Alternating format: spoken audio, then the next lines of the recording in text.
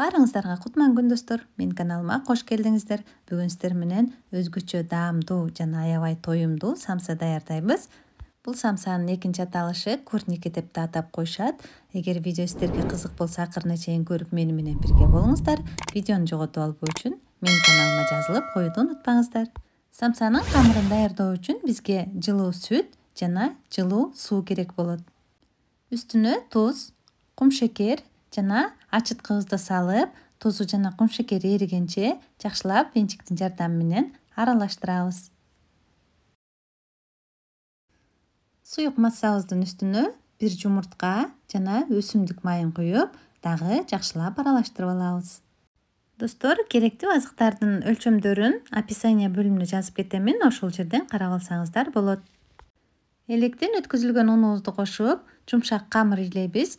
Унду сөзсүз түрдө электен өткөзүп алыңыздар, ошондо сиздердин камырыңыздар воздушный, аябай жумшак, назик камыр болуп чыгат.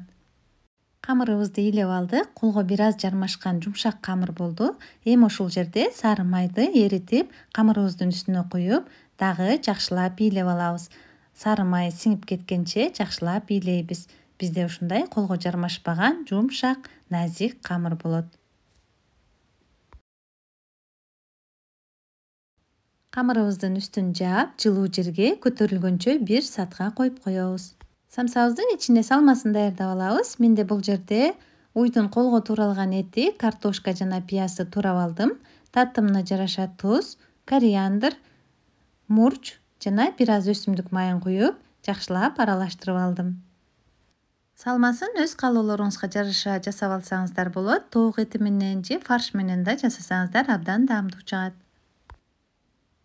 Мынакей, биздин камырыбыз 2 эсе көтөрүлдү. Эми камыр менен жумуш жасап баштайбыз.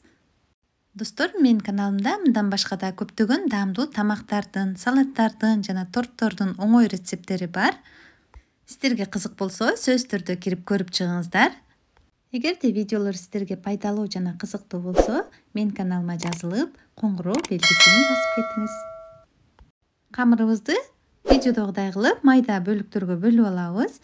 Таразанын жардамы менен да өлчөп алсаңыздар болот.